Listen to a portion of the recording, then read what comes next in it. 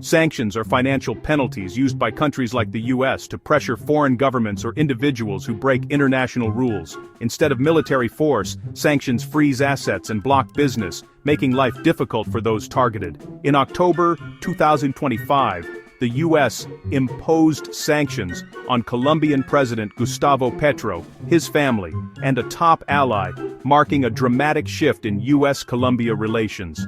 The legal basis? An executive order targeting those involved in the global drug trade.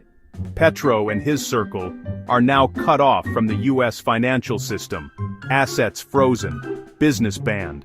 This is a major blow, especially since Colombia has long been a key U.S. partner in fighting drug trafficking. The move signals deep U.S. concern about Colombia's direction under Petro.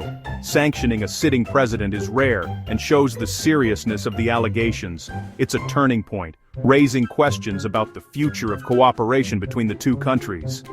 The world is watching closely as this new, tense chapter begins. The consequences for Colombia and the region could be profound. The stakes have never been higher.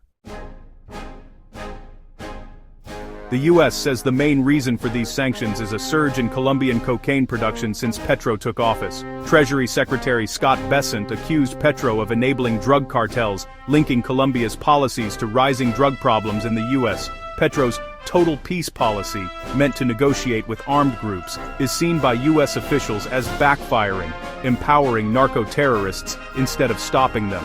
Under this policy, coca cultivation and cocaine exports have hit record highs. Corruption allegations also played a role. Petro's son, Nicolas, admitted to taking illicit money from traffickers to fund his father's campaign. For the U.S., this was proof of corruption at the highest level. Petro's alliance with Venezuela's Nicolas Maduro, himself under U.S. sanctions, raised further red flags. The U.S. also accused Petro of leaking sensitive anti-money laundering information, leading to Colombia's suspension from a key international watchdog group.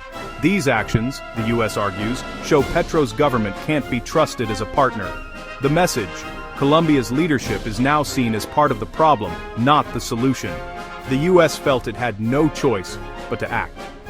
The sanctions are meant to send a clear warning. The era of business as usual is over.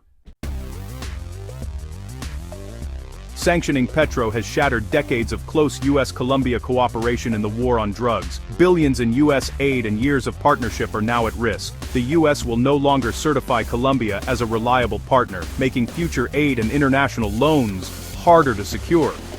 The sanctions target Petro's leadership, not Colombia's institutions, but the fallout is national.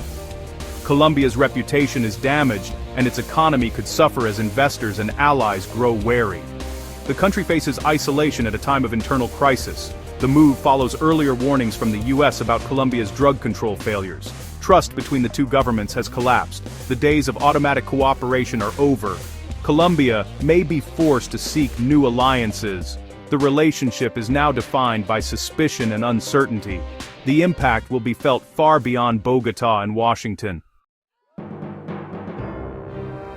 President Petro responded defiantly, calling the sanctions a paradox and vowing not to back down. He's hired a U.S. lawyer to challenge the sanctions in American courts, signaling a legal fight ahead. In the U.S., reactions split along political lines. Some politicians cheered the move, others warned of deeper divisions. In Colombia, Petro's supporters see the sanctions as foreign interference, while opponents claim it proves government corruption. The controversy is deepening Colombia's political divide. Petro's ability to govern is now under even greater strain. The battle over the sanctions is just beginning. The outcome could reshape Colombia's future. The U.S. sanctions have plunged U.S.-Colombia relations into crisis. Colombia's economy and political stability are at risk, with trust in government eroding further. The partnership that once defined the region is now in jeopardy. The future could bring prolonged tension, stalled cooperation, or even leadership changes. For now, both sides are digging in with no easy solution in sight. The world is watching to see if this rift can be healed, or if it marks a permanent break. The fight against drugs, Colombia's stability, and the balance of power in the Americas all hang in the balance. The next moves will shape the region for years to come.